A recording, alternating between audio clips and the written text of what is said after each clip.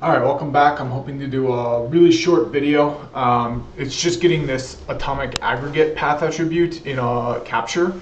Last video I got the aggregator path attribute. That was pretty easy. You just needed to create an aggregate route the same way you would create a static IP route, and then you needed to redistribute that route into BGP. Additionally, since you're distributing a aggregate route, which is just a kind of umbrella route, so that the specific routes are not advertised. Just a summary of those routes is advertised. You also need a policy option, policy statement to not advertise these specific routes, to only advertise. So to advertise an aggregate route, you need to redistribute the aggregate route into BGP, but that's not enough. You also need to prevent the more specific routes from being sent as well.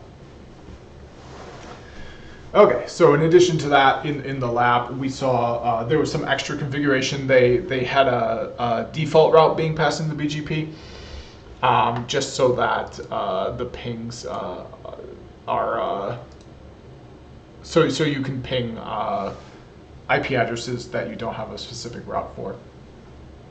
Okay, so to set the atomic aggregate path attribute, it looks like all you need to do is specify the atomic aggregate option.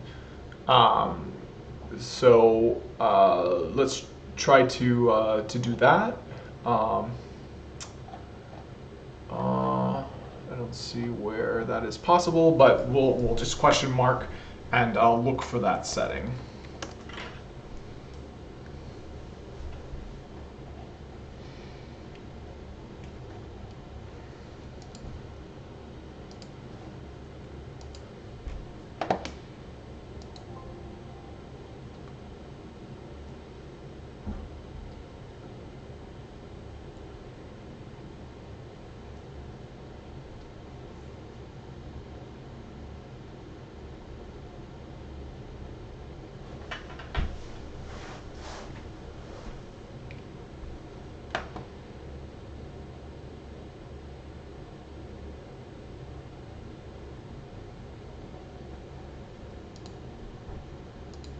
Okay, so it should take a little bit of time to come up, hopefully not too much time. In the meantime, I think I'm comfortable enough with this to move on to section 6 in the RFC. So I'm going to start reading about Bgp error handling while that's loading. Bgp error handling. This section describes actions to be taken when errors are detected while processing BGP messages. When any of the conditions described here are detected, a notification message with the indicated error code, error subcode, and data fields is sent, and the BGP connection is closed, unless it is explicitly stated that no notification message is to be sent and the BGP connection is not to be closed. If no error subcode is specified, then a 0 must be used. The phrase "the BGP connection is closed" means the TCP connection has been closed. The associated ADJ-RIB-IN, which you won't see specifically in a lot of the BGP implementations. In Juniper, there is no ADJ-RIB-IN table, it's just the regular RIB table, but there is some extra information that you can tell whether it was the -IN or the -OUT concept in this RFC, which one it belongs to. The associated ADJ-RIB-IN has been cleared, and all resources for that BGP connection have been deallocated. Entries in the LOC RIB, which is the more regular show route data that you see, associated with the remote peer are marked as invalid. The local system recalculates its best routes for the destinations of the routes marked as invalid. Before the invalid routes are deleted from the system, it advertises to its peers either withdraws for the routes marked as invalid, or the new best routes before the invalid routes are deleted from the system. Unless specified explicitly, the data field of the notification message that is sent to indicate an error is empty. So let's take a look at a notification message. I know we can see one pretty easily. Oops, and I've got a message here on my phone. Oh, okay. It's happening earlier than I thought it would. Okay. Well, anyway, let's just keep going. And then, so let's try to get a notification message. Because I think it's pretty easy to get one. All you need to do is shut down an interface.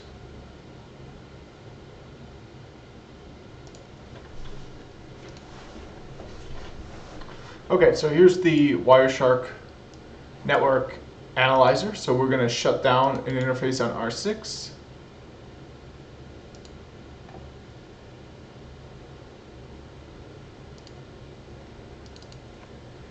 Okay, and you notice I opened this lab and not the other lab I was using.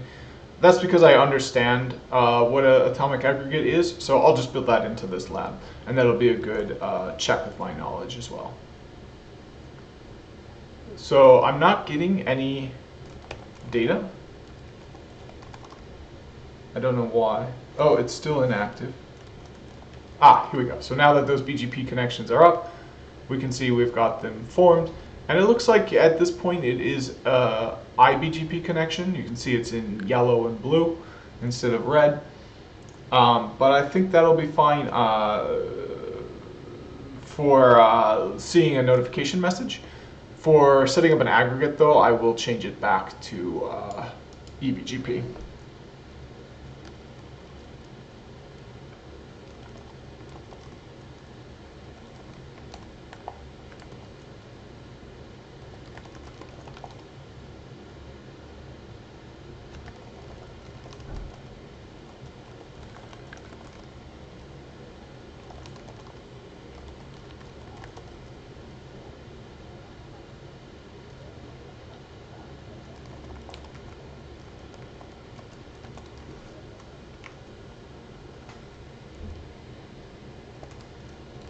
Okay, so hopefully I see a notification message. Oh, this.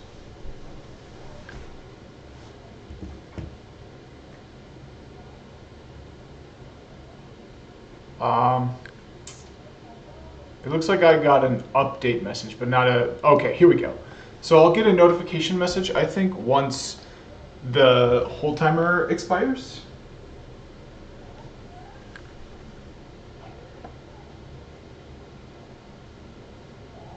I think. It'll take a while for it to expire though, like probably more than a minute.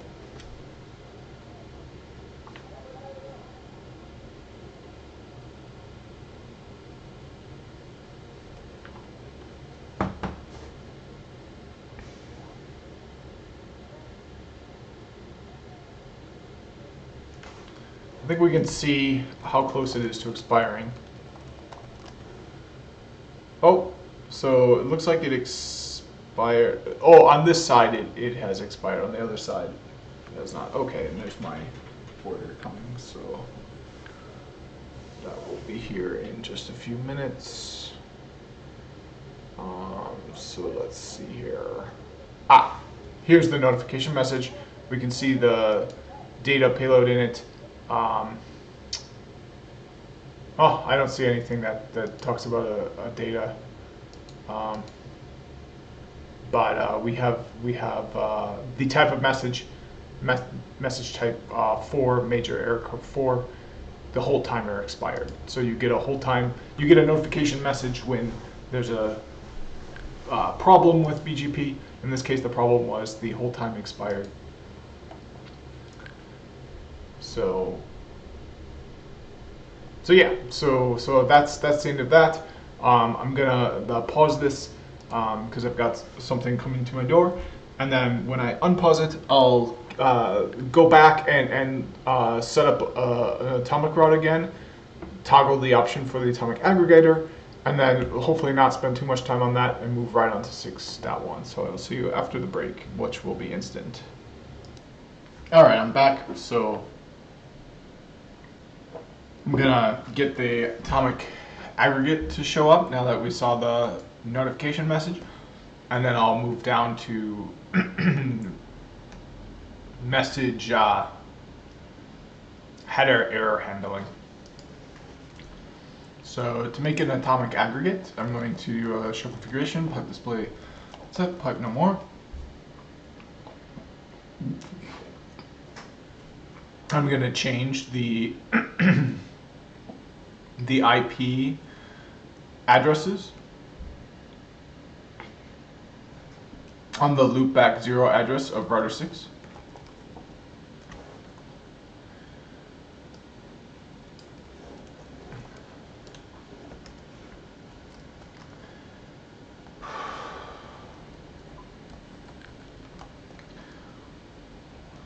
So let's do, so it's going to be an aggregate. So let's do 192.168.1.1/32 dot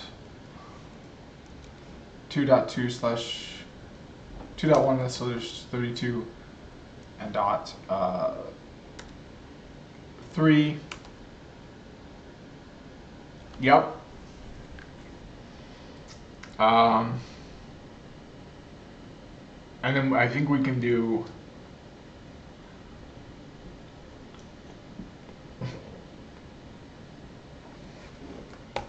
I think that's good enough for me.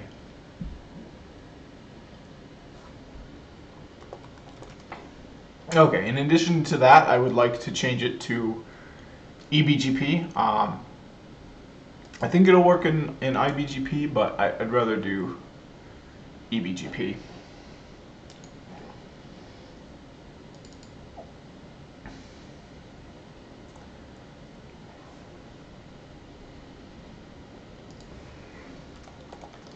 Oops, come on. There we go.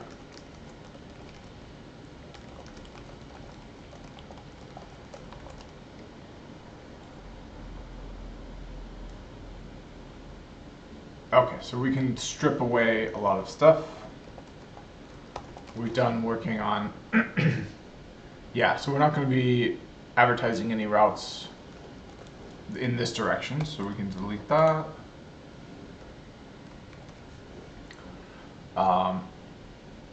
And then we won't need the Ebgp connection anymore.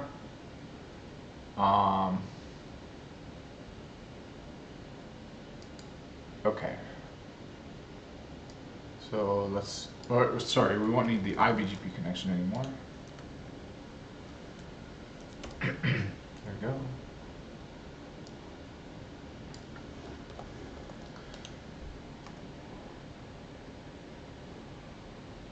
Okay, so let's take a look at what we got now. We won't need the community either.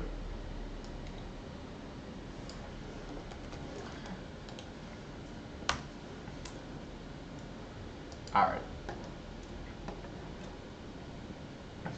And then we don't need this connection 9 either, I think, unless that's a connection here. I think it is. No, it's not. Oh, wait, is it? Yeah, it is. Okay. Oh, wait, no. Yeah, it is. It is. So this connection 2 here, we're not going to need.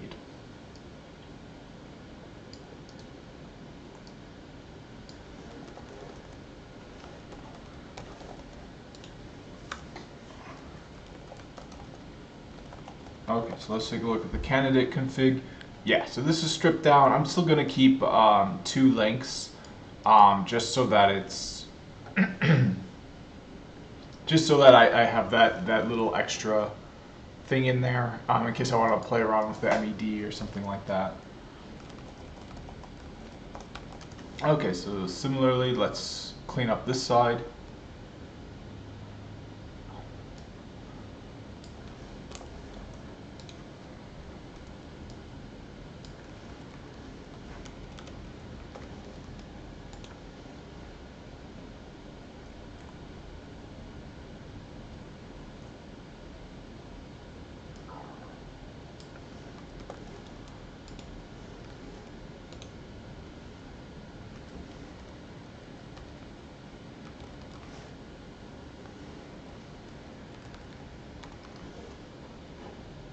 Okay, so this is Autonomous System 2.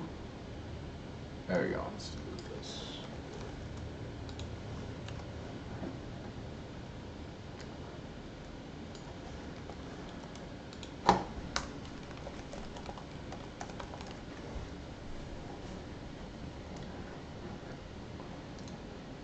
Okay, so everything looks better. We've got Autonomous System 2 here, Autonomous System 1 there. We've got dual connections. That's okay. I mean, we don't need dual connections, but I'll just leave it that way for now. We're sniffing both connections because we're on a hub, so we're just getting all the traffic. So that won't make capturing traffic any more difficult. So the next step I would like to do is add Ebgp back.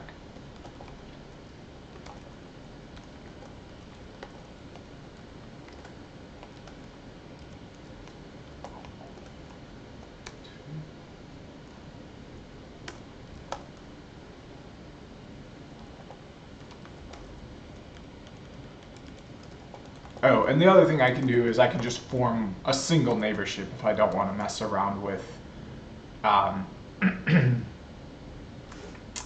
with MED stuff.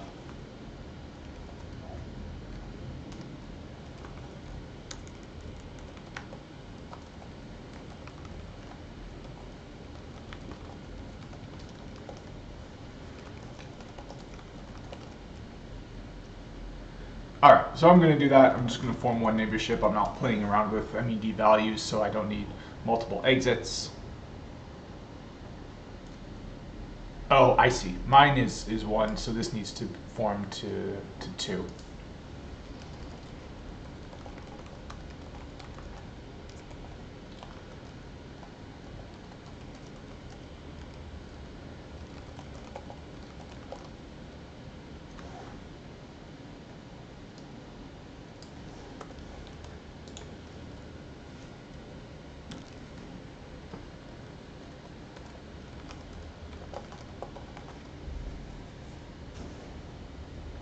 Okay, so that's not going to do anything until I get the other side set up.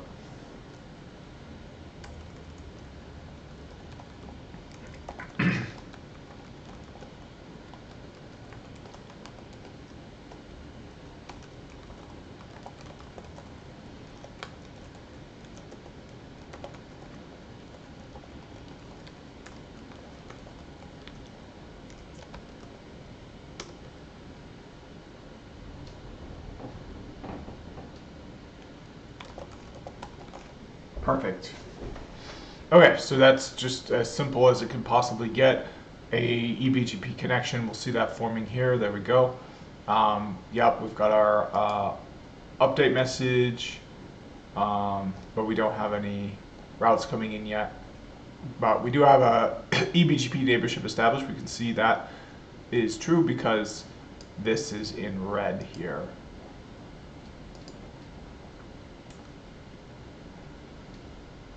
Okay, this looks like a retransmission. I'm not sure what's going on there. But let's do a so let's keep going on this.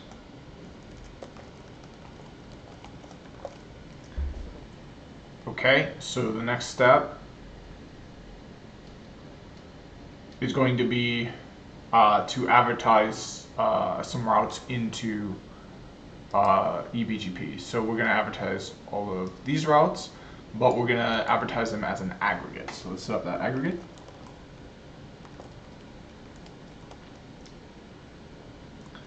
Okay, so the route is going to be 192.168.0.0 slash. Now, if it were a /24, these would all have to be zeros. If it were a /23, now we'd have 1 bit, so that would be 0 to 1. So we've got to do a /2 because we need 3 bits to represent the values 1, 2, and 3. Sorry, we need 2 bits. So we've got to do a /22.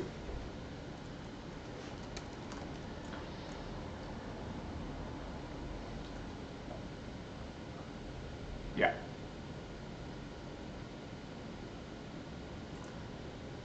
Okay. So /22 is kind of the same as a /30. The /23 is kind of the same as a /31. That kind of makes it a little bit easier to catch on to sometimes, because the last octet is more commonly subnetted than the third or the second one. So if you think of it as to like what's the equivalent number in the last octet, for me it really just kind of clicks in. So the equivalent is a /30, but it's a /30 in the third octet, so it's a /22. Okay, so let's set up the policy. And we'll call it egg to AS 1. Okay, so set term, and the term we'll call send ag. So we'll do from protocol aggregate, then accept, and we'll do another term called do not send specifics.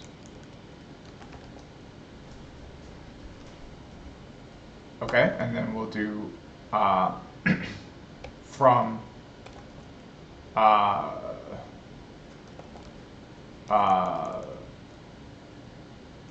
protocol direct, or sorry, actually never mind, we'll do from route filter, and then anything longer than our aggregate statement we don't want to send, because if it's longer than that statement,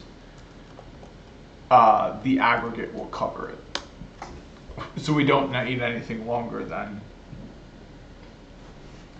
the /22. Here we go. So in addition to that, we're going to need to export this policy. So let's do that.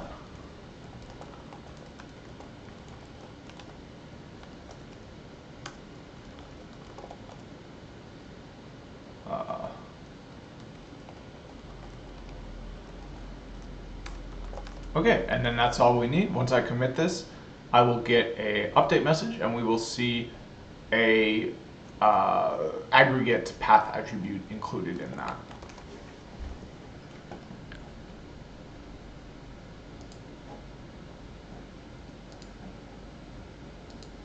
And there it is. Sorry, the aggregator path attribute, aggregator. So let's try to get the atomic aggregator attribute showing up. So I believe to do that,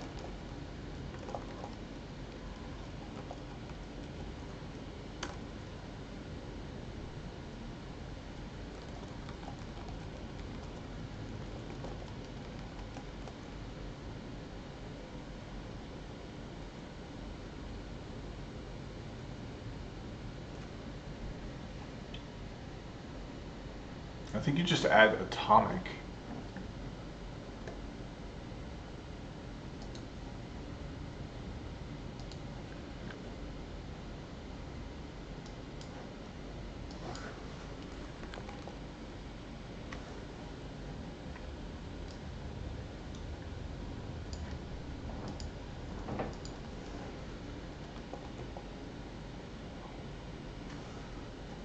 Oh, okay, so it's under routing options.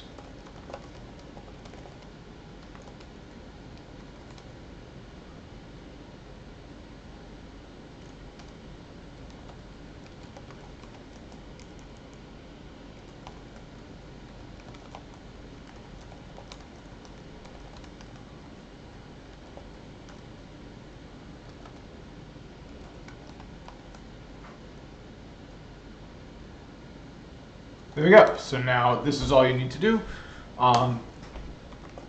We'll get another update message.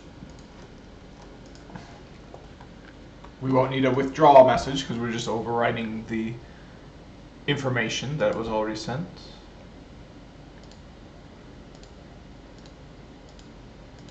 And here it is, the atomic aggregate attribute instead of the aggregator attribute. So it didn't require a L2 VPN or anything like that. I thought it did, but I thought it would require that, but we can see all it requires is this atomic aggregate keyword. So we can also add the aggregator attribute to specifically configure that to show up, even though it seemed to do that without the configuration. I wonder if you can add it to like static routes.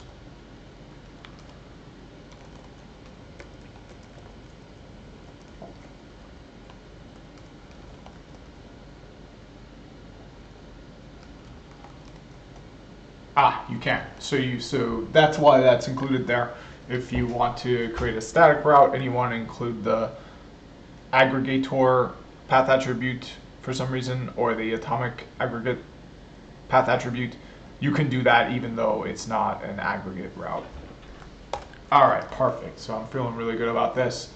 I don't know what they mean or what. I mean, I know what an aggregate route is for, but I don't know what an atomic aggregate route is for. So I'm a little bit worried about just moving on. But this series is called Wild Networking. So it's just about networking that you see in the wild, not in the classroom or on a test.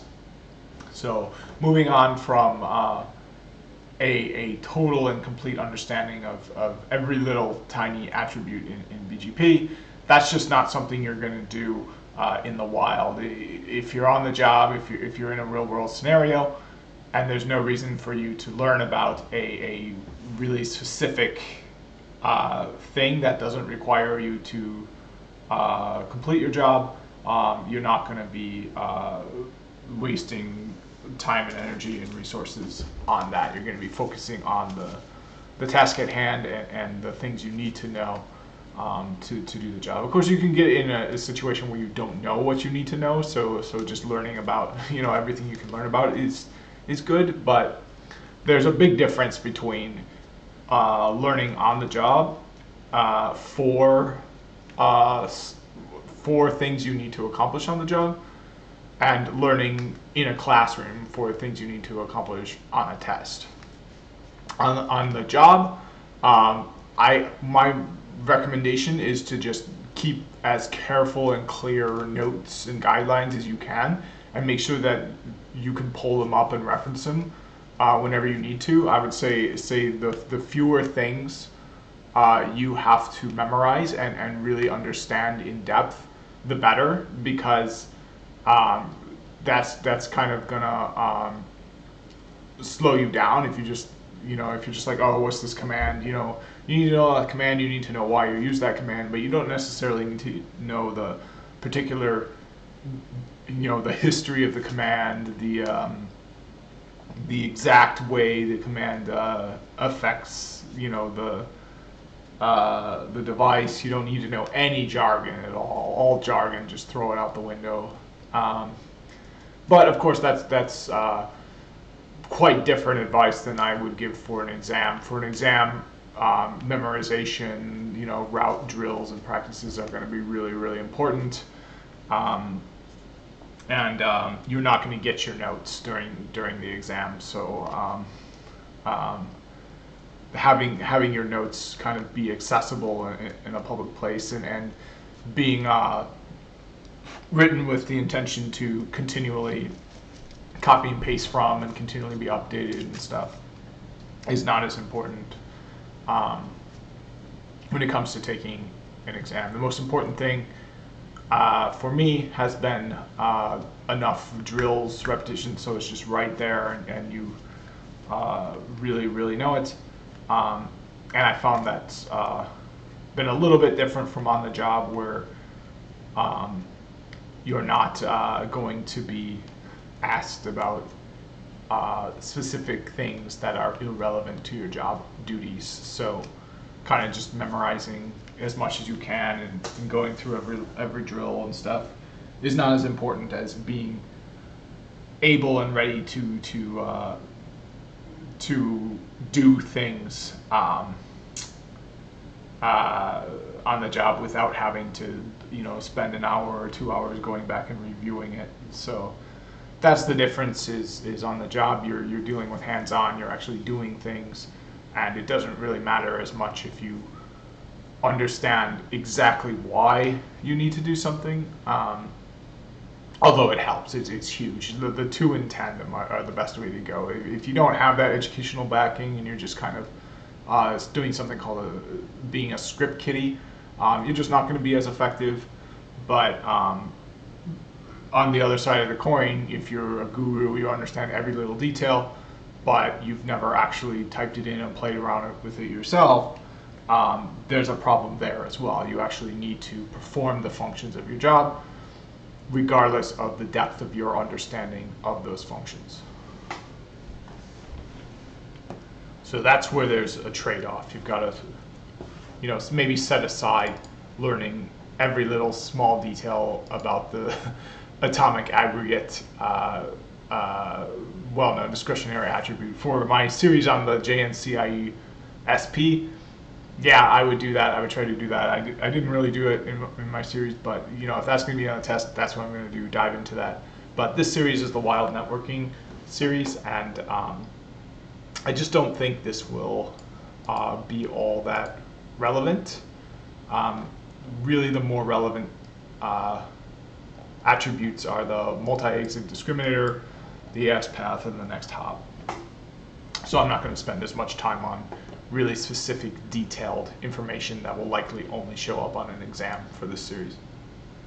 Okay, so let's now that I was able to sniff all of the path attributes mentioned in this RFC, I'm going to keep reading. Next section is section 6.1, message header error handling. All errors detected while processing the message header must be indicated by sending the notification message with the error code message header error. So let's get another notification message. One way I can do that is I can make the whole timer expire. So let's try that.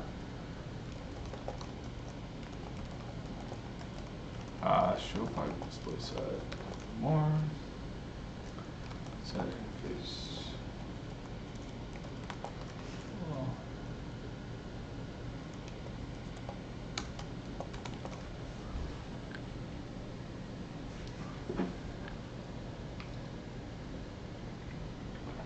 Okay, so after a minute or so,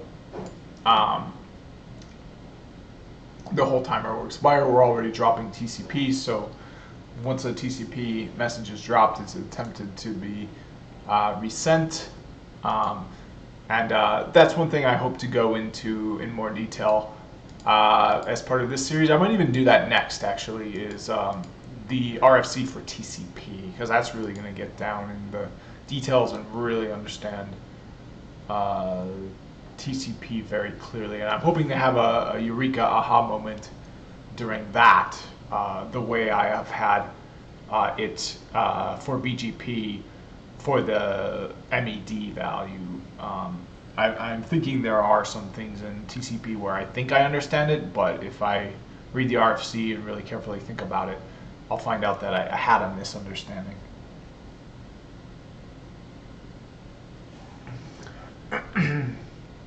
Because, I mean, there's just a lot of junk in here. Like, I understand like the sequence number, like that's because TCP is allowed to arrive out of order. Like you can get TCP packet 1, 2, oh, now you don't get 3, 4, and 5, but you got 6. Oh, but now TCP resends 3, 4, and 5, so now you got 3. Oh, but now you get 7, 8. Now you get 4, 5. Now you get 10, 11, 12. So it has this sequence number because when you receive it, you just hold it, and then you look at the sequence numbers, and that's how you determine the order of the transmissions. So it's like if I would say, hello, how are you today?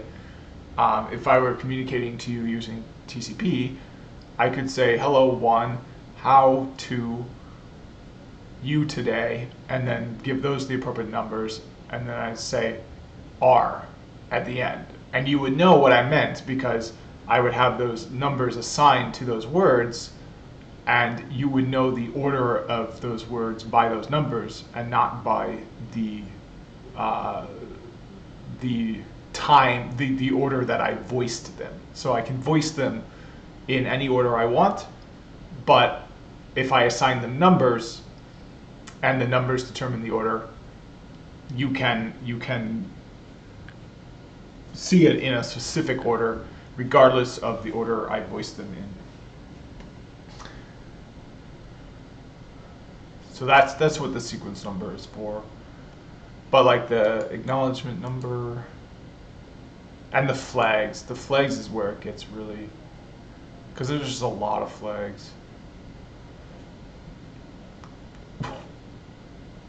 And a lot of like, I think networking classes and stuff, like they teach you the three-way handshake, Cincinnati ACK, but it doesn't go like beyond that much. Like the reset flag, I don't think they teach you about the push flag, the reserve flag, the nonce flag. So the RFC will have all of that spelled out, hopefully pretty well. I mean, but I can submit an errata if it's too confusing.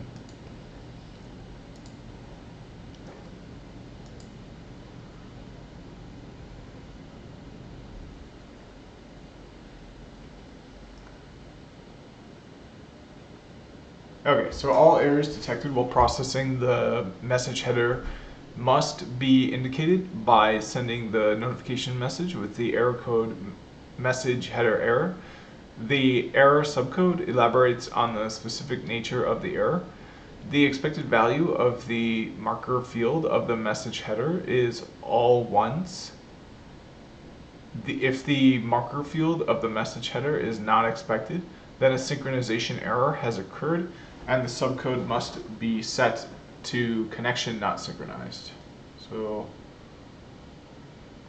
oh, here's our notification message. So now we can look at it as we go along. So here's the marker, just like we have a marker for all of our BGP messages, we've got one for the notification message as well. If at least one of the following is true,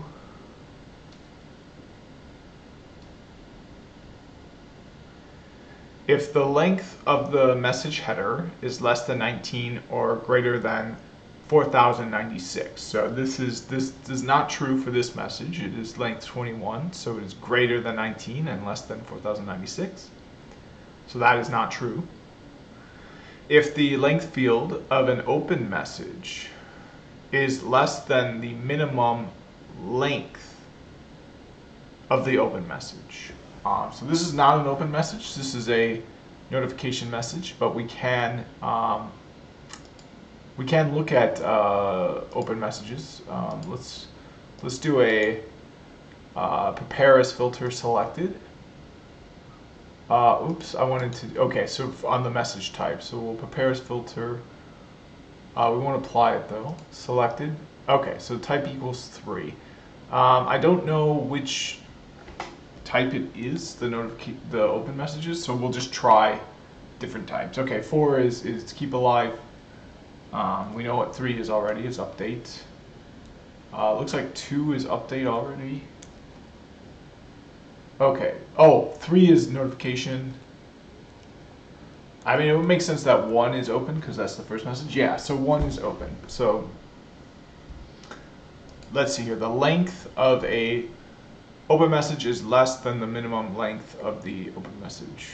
And I forget what the minimum length is, so I don't know about that. It's definitely not true for the message I was looking at because that's a notification message and not an open message. If the field length of an update message is less than the minimum length of the update message, not true. If the length field of a keep alive message is not equal to 19, or if the length field of a notification message is less than the minimum length of the notification message. So that's not true for any of those. So we didn't have the error subcode bad message length. If any of those are true, any one of them, or multiple of them, then the error subcode must be set to bad message length. The data field must contain the erroneous length field.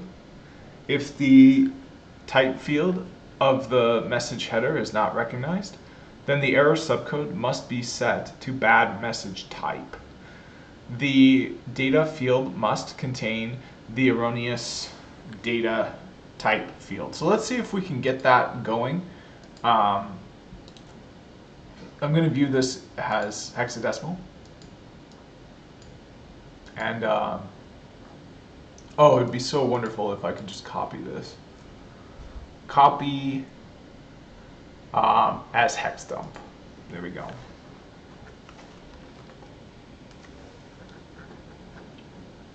Okay, so this is part of the wild networking series. So one really important tool in the wild is Scapy. It allows you to capture and analyze packets and create your own custom packets. So this is going to be a big part of this series. So let's just open up a regular. Oh, let's see if I can get IPython actually. I can. Okay, sweet. Oh, but that's for Python 2. Let's get IPython for Python 3.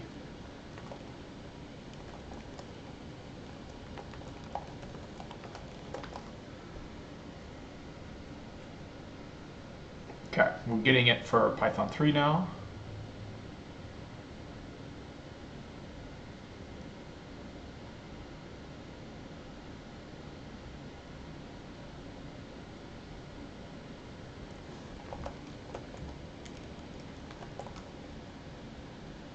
Okay, so now we've got it for Python 3.8.3. Let's import Scapy. Okay, and I'd rather use it from this because okay,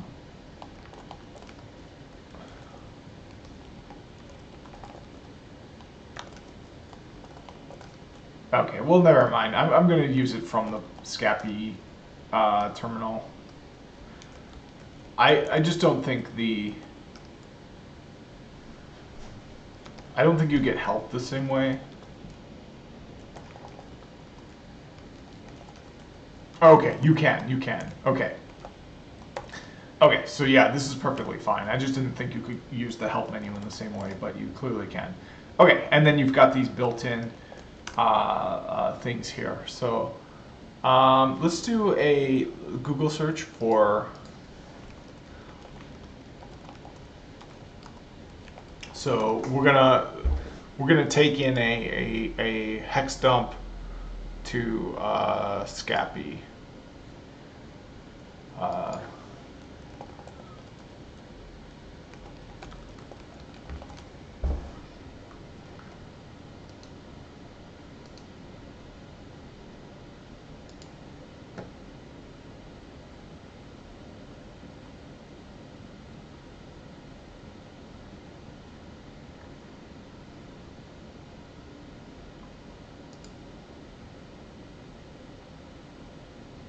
Okay, but before we do that, let's okay, well, I'm confused here.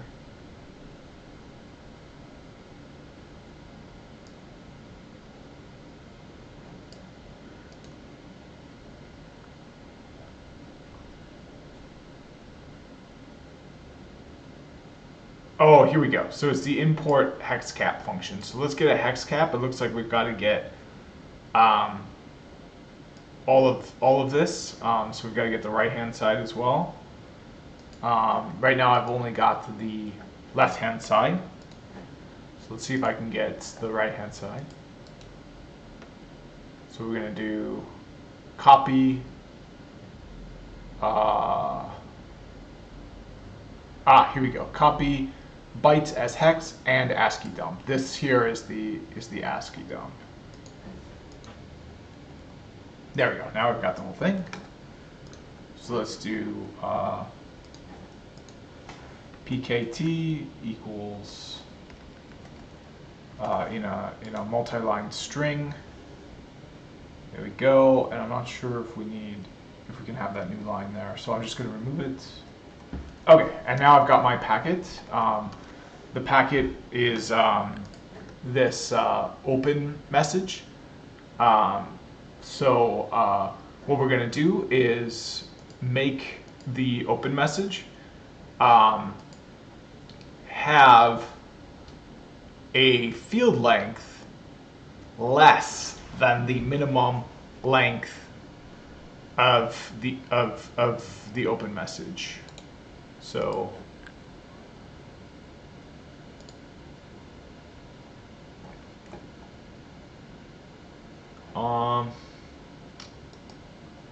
so I think if I duplicate this tab and then I go to open message.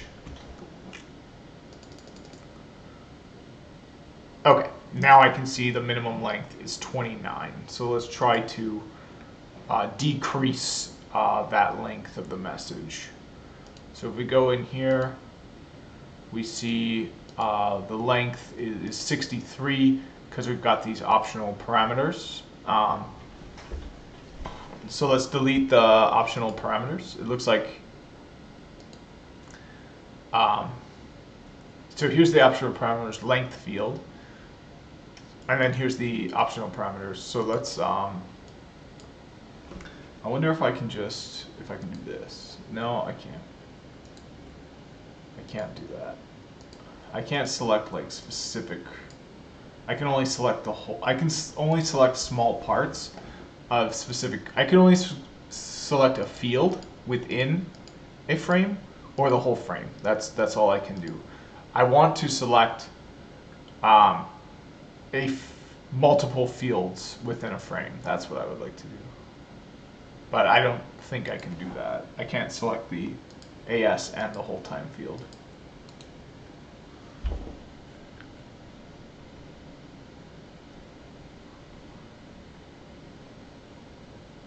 But what I can do is copy all visible items, it looks like. But if I do that, I don't get the hex. Okay, but we can see, so let's think about this a little bit more carefully. So we know this is the beginning of the BGP message, right? So after that, we've got a few more fields. We've got the marker field. Well, this is the marker field. So actually, I was wrong. This is the beginning of the message here, this first F. So this is the beginning of the marker field. After that, we've got the length field, which is just these four values here, 2 octets. After that is the type field. So we definitely want all of these to remain, because they're going to let the router know that this is an open message. But the minimum length of an open message is 29 octets. So right now we've got 1, 2, 3, 4, 5, 6, 7, 8, 9, 10, 11, 12, 13, 14, 15, 16, 17, 18, 19 octets. So let's have only 20 octets. So we'll keep the version. We need to keep this type, otherwise it won't know it's an open message. But we'll keep the version in there. We'll keep the AS. We'll even keep the hold time. But we'll take out the identifier and all the optional parameters. So the identifier starts here, 040404. Actually, let's leave in part of the identifier just so it's on a new line like this. There we go. So this is a malformed open message. It doesn't have a length that is equal to or larger than the minimum allowed length. The minimum allowed is 29 octets, but it only has fewer than that. I'm not sure exactly how many it has.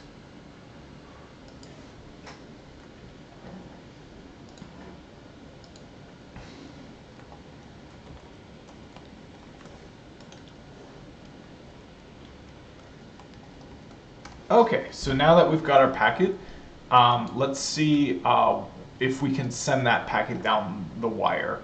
So let's see here. So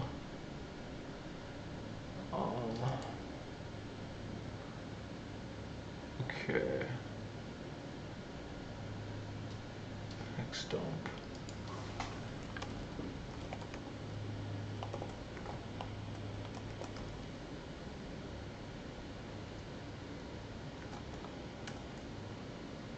Okay, I'm not sure what happened there. Why there's extra stuff there. Okay, let's try a test equals ether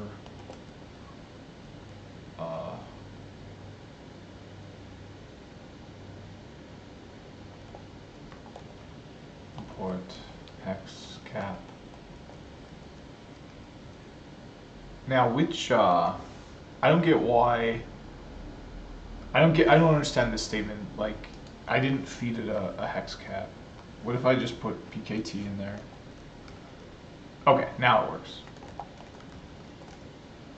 Okay, perfect. Okay, here we go. We've got our packet. Awesome. That's really cool. The color scheme I don't like, but you can change the color scheme in Scapy. So let's do that. Scapy let's do a help on Scapy. Okay, and it's going to be dot color, I think, or maybe dot themes. Yeah. So help Scapy dot themes. Okay, so we're going to do a color theme, dot themes dot color theme.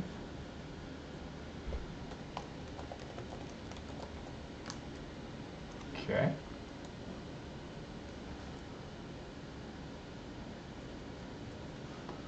Okay, so which color theme?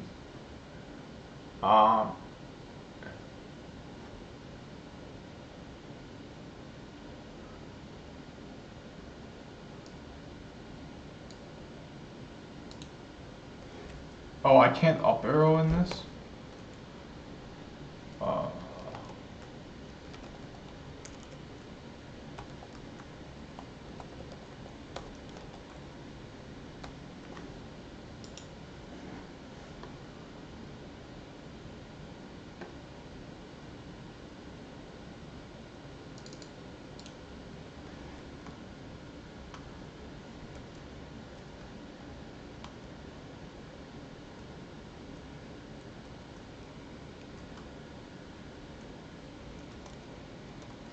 Okay, I can't figure that out just from the help menu, so let me do...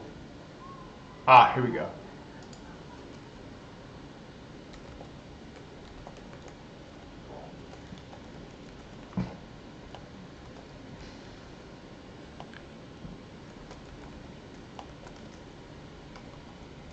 Okay, now let's okay, I can't up arrow. I don't know what was happening before.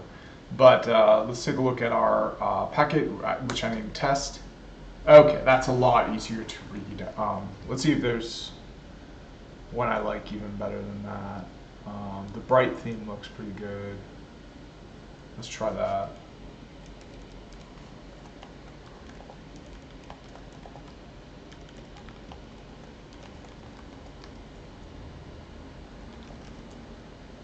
I like the Rasta theme a lot better.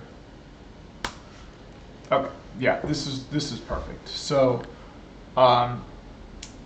we should be able to see. Okay, yeah. So we can see we've got a raw load here. You know what? I think I am going to actually try to get it to recognize as a legitimate BGP packet in Scapy itself. So let's cut it off at a different point.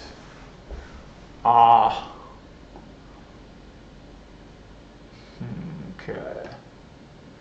So here's the identifier. Let's try cutting it off there. So I think each of these is a octet. So we need to get rid of 2 of those if we get rid of 2 pairs here.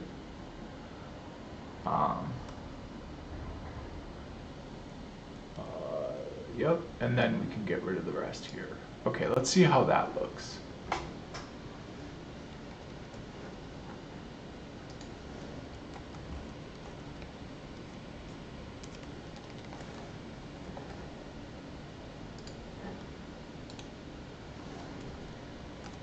Okay, so now let's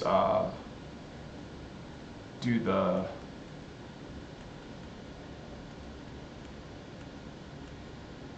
there we go. Let's import that. Perfect, and print that out. Oops, it's still not recognizing it as a BGP packet. So let's try. You know what? That's okay. Let's just try sending it and see if on the wire in Wireshark you can recognize it.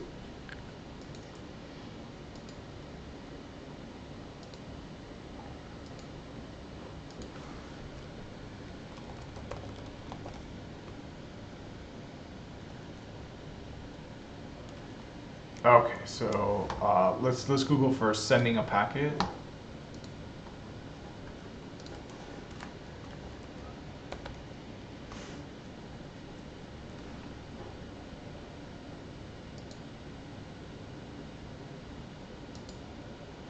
Okay, so for sending packets, we're going to do send PKT. Okay, so we sent a packet. We did have a MAC address that didn't make any sense though. So let me try sending it a few more times. Okay, so the MAC address doesn't make sense. So let's change the MAC address so that we're sending so that the packet actually can look at the ARP table and make sense of it. So okay, so we've got a source MAC. Okay, so the beginning is the destination MAC. The other one is the source MAC. So we're gonna do the destination MAC here. So we'll call that DD, and then we'll figure out the source MAC. SS. Okay, so the destination MAC, let's go ahead and send this to router 6, and we'll get a response back from router 6.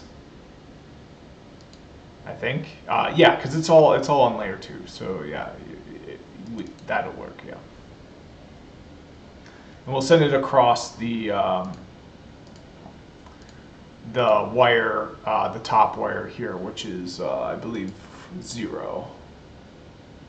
Yeah.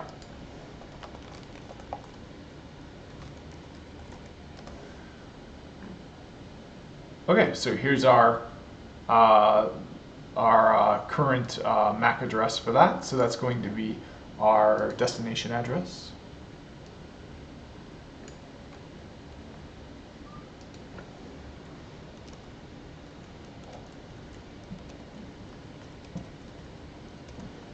Okay, now we need to learn the source MAC address.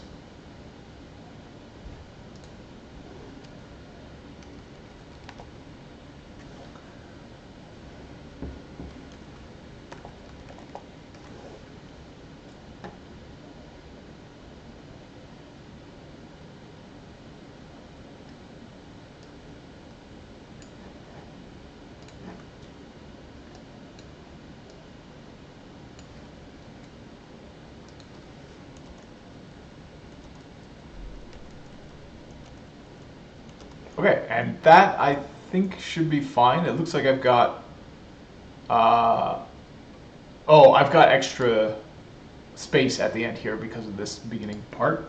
So that's totally fine. Let's open up Scapy again. I closed it.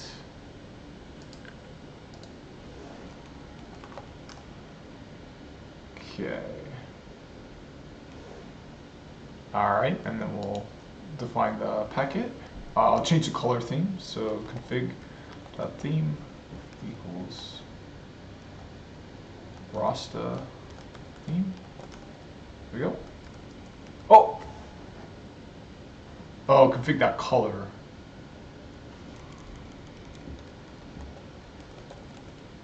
Or colors with an S. Wait, what was it again?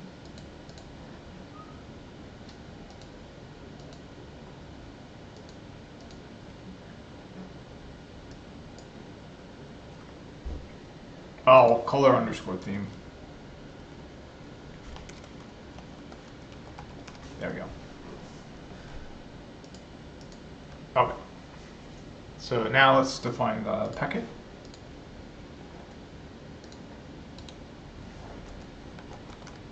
There we go. And then let's do a, now we need to import the packet. So let me make a little command guide here.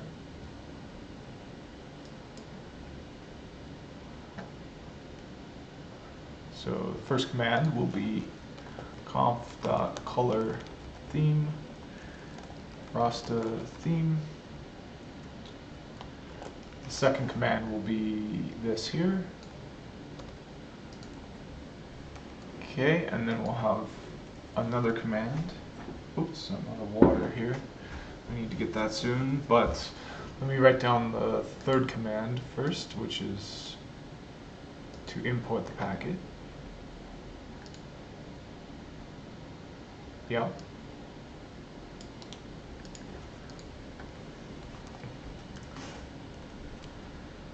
PKT. Okay, and then okay, and then the final command will be the command to send the packet.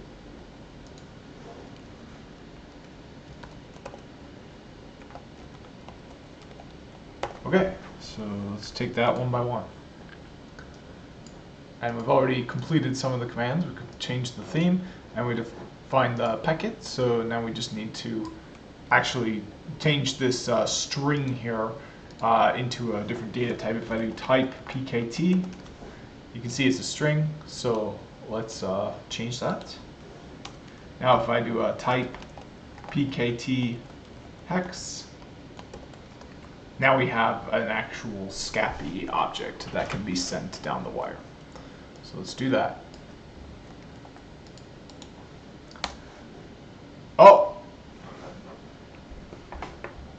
Oh, okay. It's just using broadcast. There's nothing wrong with that. What was it doing before?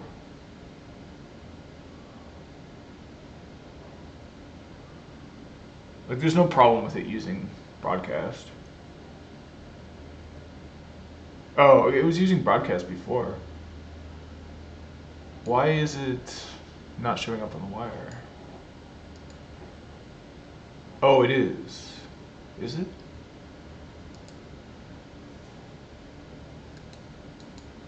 I'm confused. I think I need an IP address. Oh, yeah, okay. No, I see, I see. So,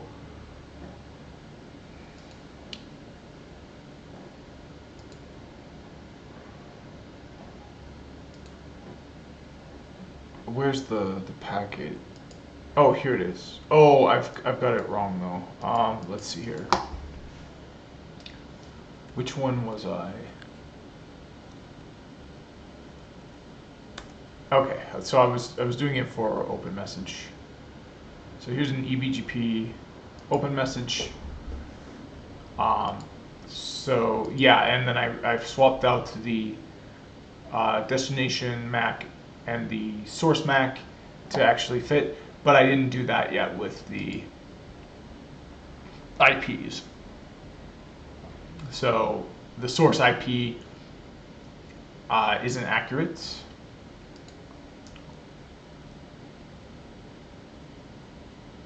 But it should be fine, right? Oh, it doesn't have an ARP table because there's no IP on it, but it should be fine sending broadcast. Like, I don't think that's an issue. But then it can't respond to it. But I should see it going one way. I don't get it. Let me try sending this again and see if it shows up. No, it's not showing up. Huh. Why is it not showing up? Am I sniffing the right link? I am. Okay. You know what? I'm tempted to put a IP address on that interface. I'm gonna do that.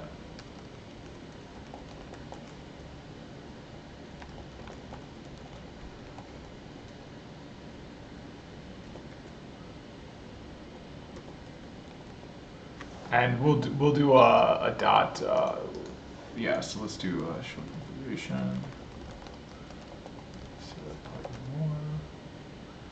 And we'll do a .1 on this. And it's a /30, I think. Yeah. Perfect. Okay.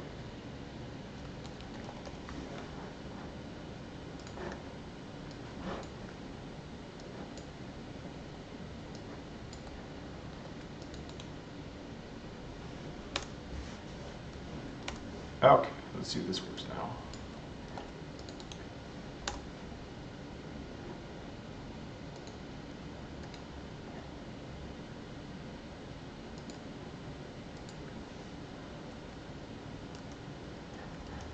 I am so confused why that's not doing anything. Because it says it sent it. Let's try sniffing the other side, and maybe it's sending it down the wrong side.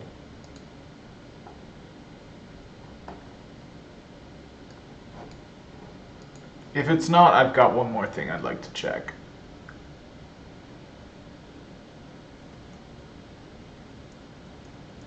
No, I don't see it being sent outside. Okay, so the other thing I'd like to check is that the source address is oh, and this is actually just capturing a lot of. I think it's capturing more packets than can show up there, so it's like crashing it.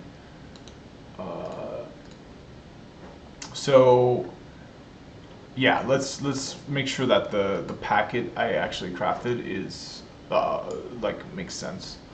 So the next field will change. It's going to be this IP, the actual packet header. So the source is going to be .1. Destination is going to be .2. Okay, so yeah, I think I have them flipped. Is why it's not working. So the version. So it's not going to be until the very end of the packet where that shows up, the packet header where that shows up. So yeah, we gotta flip these. So we're gonna just change this here to a 2. So let's copy as hex dump, and then there we go. We were able to just copy that field. Oh, what? Why not? Is there a capital A? Oh, because it extends. It changes lines. But I found it here just with my own 2 eyes. So we're gonna try changing this to a 1. And then after that is the subnet mask. We can leave that. Oh, sorry, that's the second one. So here's the first one. We're gonna change that to a 2. And then the second one we already changed to a 1. So this should be good.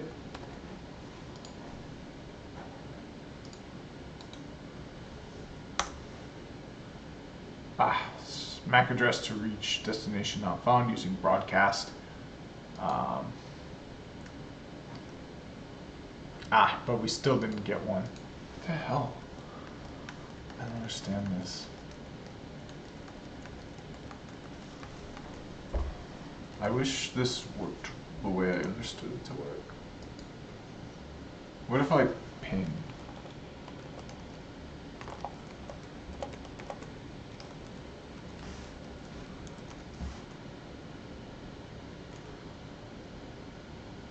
I get a destination host unreachable.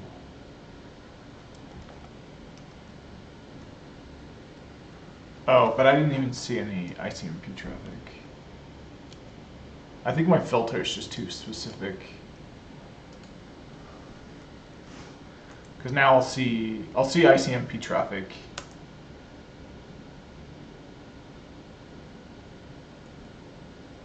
Oh, no, I won't, because the destination host is unreachable, so it won't even.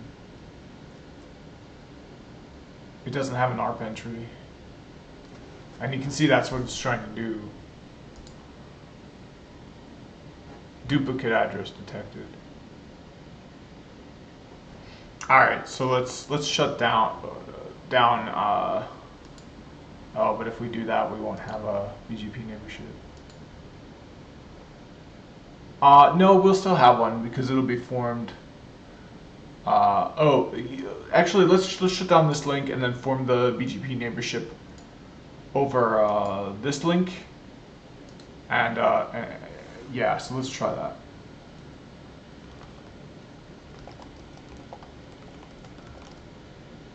Okay, for some reason.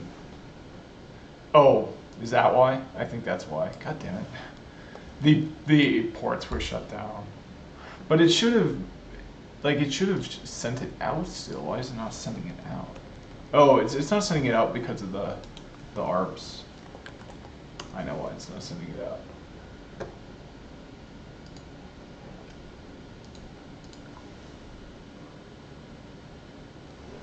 There we go.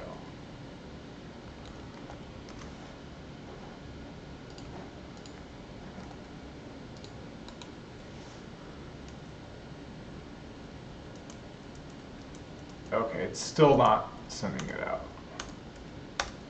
But I think if I disable, oh, I can't disable. So on the, if I form the neighborship over here and then I disable the duplicate IP, that should do it. So let's try that. So I have config. This is configured with .1, so the duplicate's going to be on 4.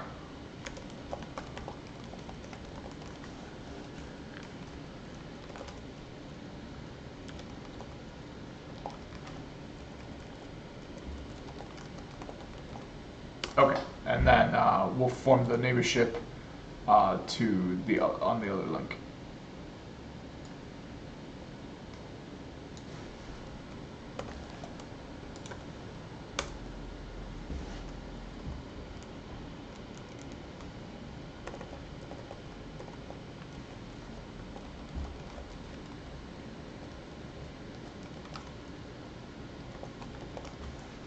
Okay.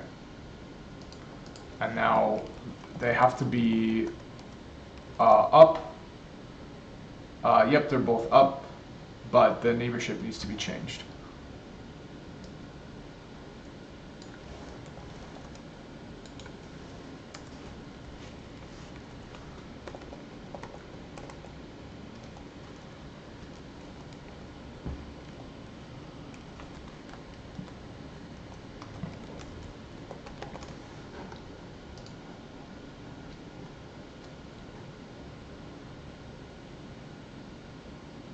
Oh, and I used the wrong neighbor. It has to be .2.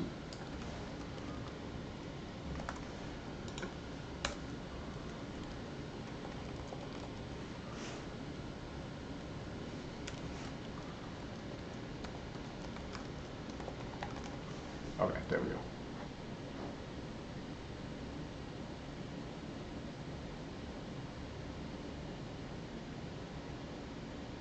Right? Yeah, that's right. We'll see, yeah, there we go. There's the three-way handshake. There's the open message update. Now we're good. All right, so I think this should work now because we don't have a duplicate ARP entry on the broadcast domain, so I think this should work. If I ping to 10.10.10.2,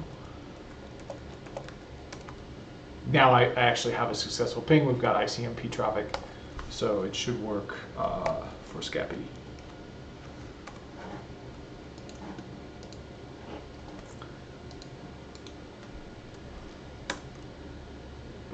Or not.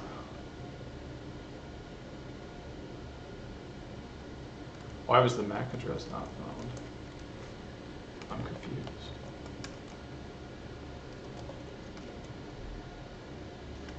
Dash N. There we go.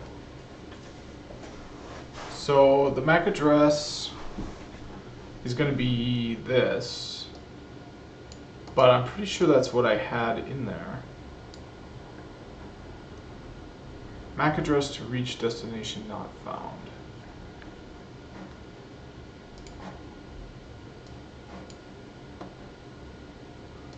This is it's what I got.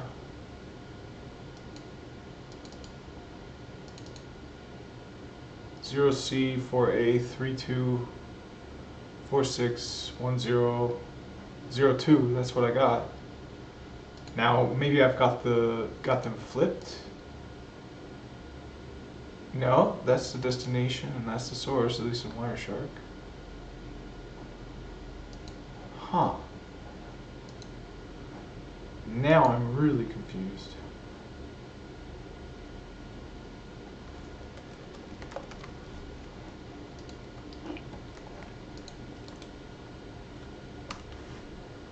MAC address to reach destination not found. Using broadcast. But yet it doesn't send it.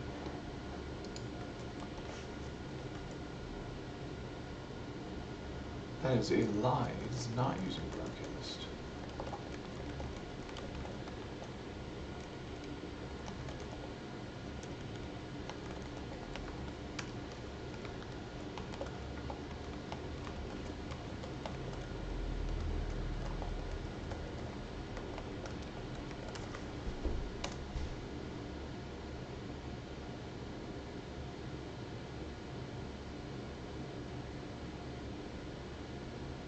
Sometimes it says more. I don't know why it says that more sometimes.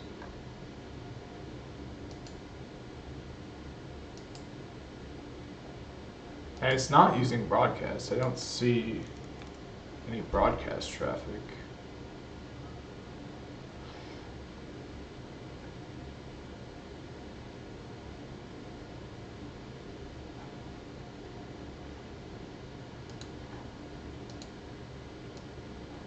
Now, is this the source and destination, or destination and source?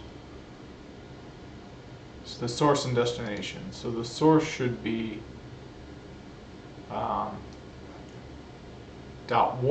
and the destination should be .2.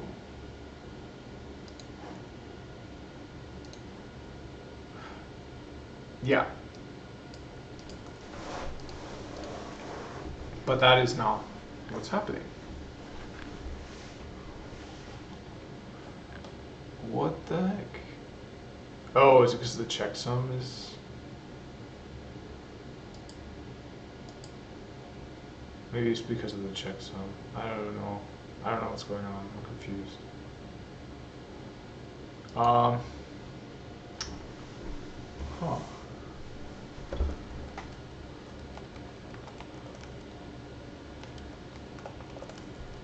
I mean, clearly I can just construct a TCP packet or an IP.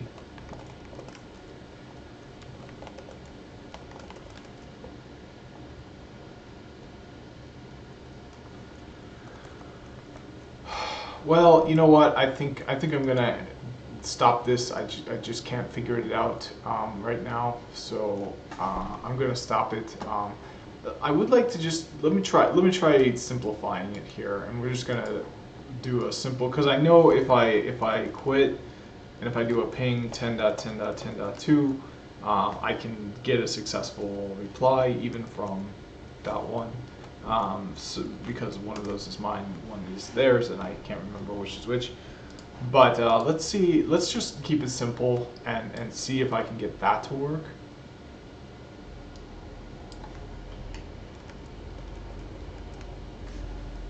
.2.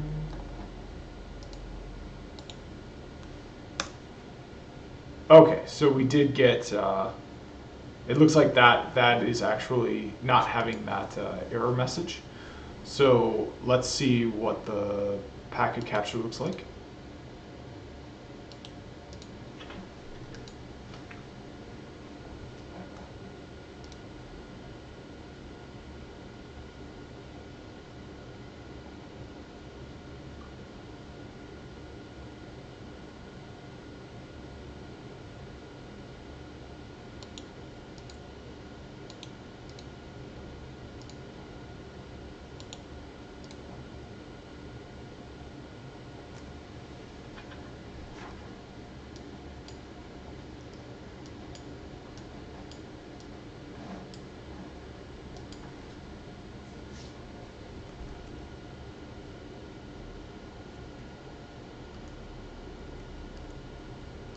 Aha, so now it is working. So there's just something wrong with it importing in the packet. It wasn't able to send it.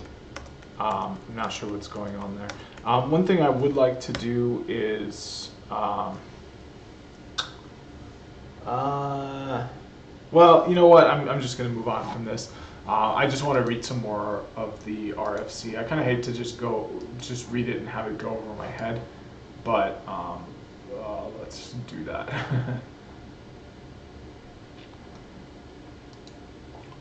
Okay. So I tried to get a message header.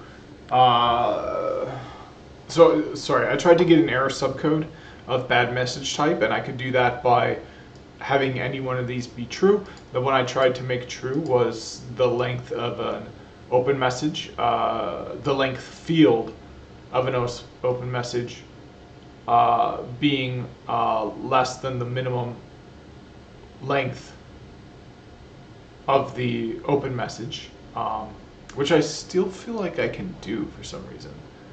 I think I can do that. Let me see if I can do that, because I think I can do that. I really think I can do that. That doesn't seem too hard. Let's try for a keep alive message. Okay, so the length field of keep alive message is not equal to 19. That should be pretty easy.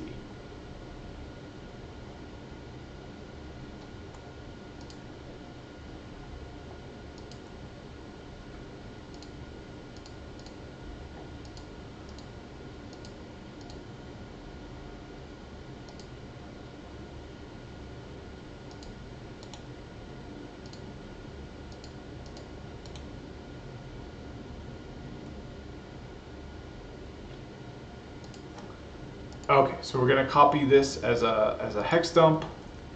Then we're going to get back the commands I had. There we go. And we're going to paste this in. Oops, we need it as we need the whole thing. There we go. Okay. Alright, so then we're going to change the destination and the source max. So if we look at Wireshark,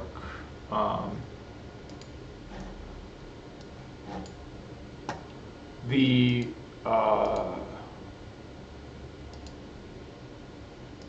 destination MAC is first, the source MAC is second. So it's going to be a different destination MAC. It's going to be the router 6 MAC for the other port.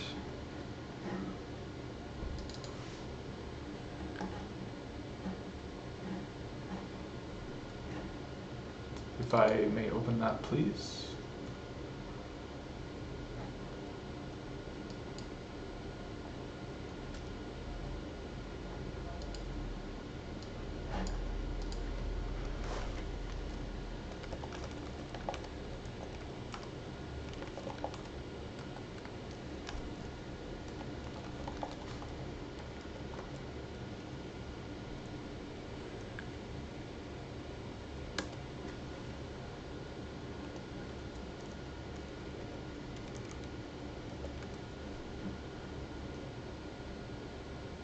Okay, so here's the MAC address that it's going to be, the destination MAC.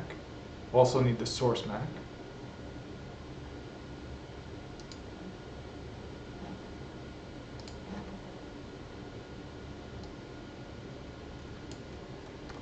MAC address is only 6 octets. A hexadecimal representation of 1 octet is 2 characters. Since 1 hexadecimal character shows 4 bits. Okay, so that's the destination. Let's find the source.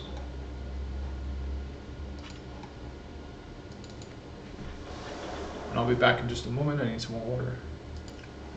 Alright, I'm back. I've got the packet. I've got my console back up, so I'm going to need to know if I do a ARP. Hopefully I have that same address I just collected in there. I gotta do a ARP-N because I don't have a DNS set up on this.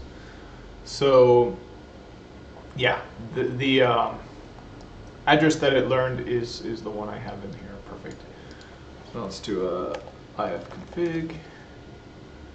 Okay, and now we've got our source address right here.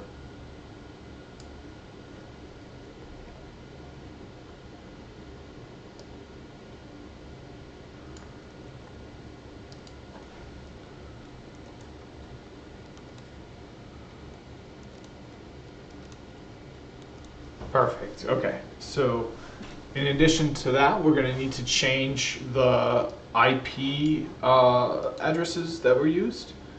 Let's do that.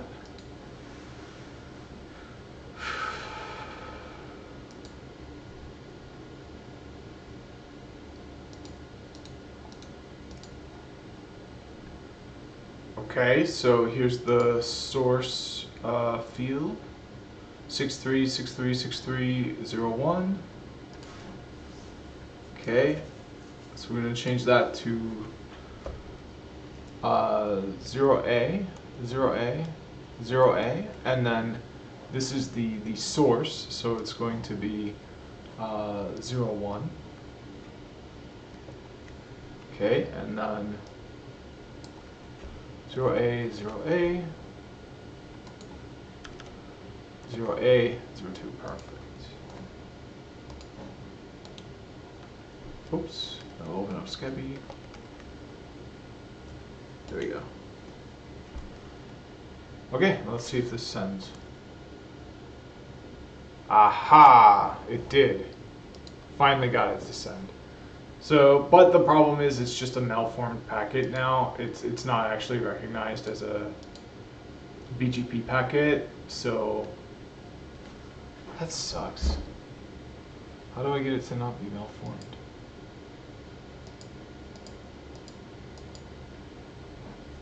God damn it.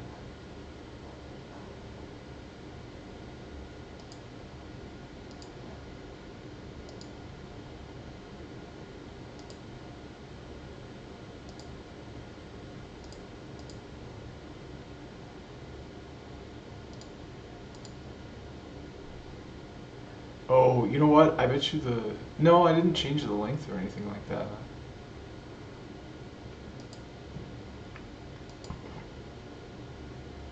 All I changed were these two fields. I mean, the checksum I changed. But validation disabled, what does that mean?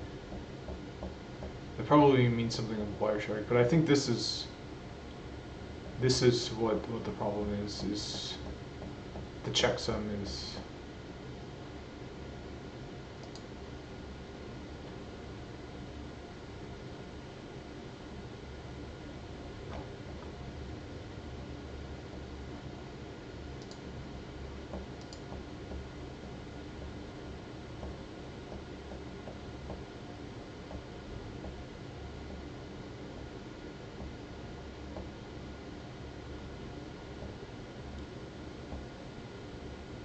Doesn't make any sense. Let's send it again. Get it on the wire. There it is. So it's malformed. Why is it malformed? Oh, it sent it as a broadcast.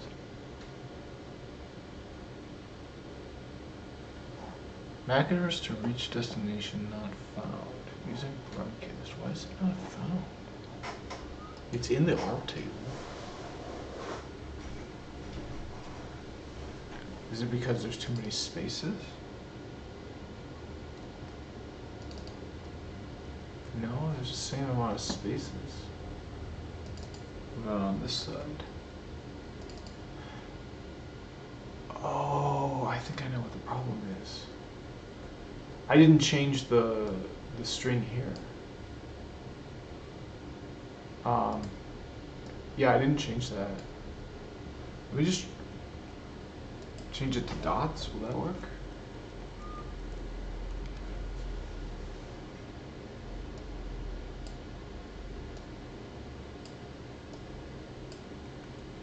I think that's the problem. I didn't change this.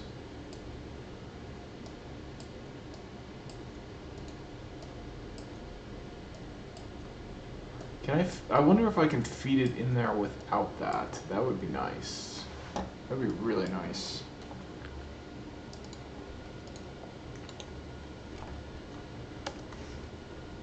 No, that wasn't it. Still malformed.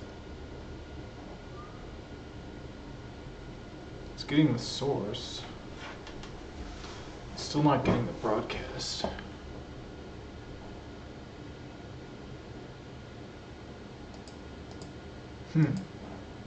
Yeah, there's something wrong with this destination field. Let me see if I delete this.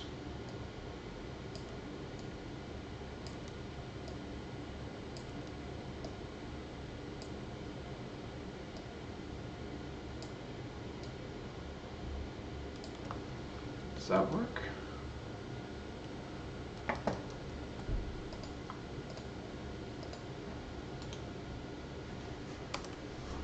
No, that didn't work either. But it's sent it still. It's just malformed. Okay, so the problem is it's malformed to the point where it can't even be recognized as a BGP packet and sent as a BGP packet. So obviously I'm not going to get back a notification to as a response to a packet that can't even be read at all and recognized. So yeah, I wish I could have figured that out, but I'm going to keep moving. So section 6.2 is open message error handling. All errors detected while processing the open message must be indicated by sending the notification message with the error code open message error. The error subcode elaborates on the specific nature of the error.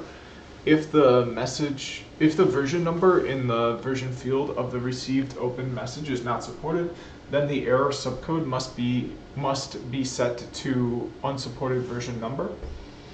The data field is a 2-octet unsigned integer, which indicates the largest locally supported version number less than the version the remote BGP peer bid as indicated in the received open message. or if the smallest locally supported version number is greater than the remote peer bid, then the smallest locally supported version number. If the autonomous system field of the open message is unacceptable, then the error subcode must be set to bad peer AS. The determination of acceptable autonomous system numbers is outside the scope of this protocol. If the hold time field of the open message is unacceptable, then the error subcode must be set to unacceptable hold time. An implementation must reject hold time values of 1 or 2 seconds. An implementation may reject any proposed hold time. An implementation that accepts a hold time must use the negotiated value for the hold time. If the BGP identifier field of the open message is syntactically incorrect, then the error subcode must be set to bad BGP identifier. Syntactic correctness means that the BGP identifier represents a valid unicast IP host address. If one of the optional parameters in the open message is not recognized, then the error subcode must be set to unsupported optional parameters. If one of the optional parameters in the open message is recognized but is malformed, then the error subcode must be set to 0, unspecific. Okay, this is all I can do. This video is already an hour and a half, and I've already done another video today. So this is all I can do. I'm sorry I didn't get through much of the RFC, and I couldn't get the SCAPI demonstration to work the way I wanted it to. But that's not necessarily bad news. There's just a lot for me to learn. You know, that's what this channel is for. So thanks for watching this part of the Wild Networking series, and I'll see you in the next one.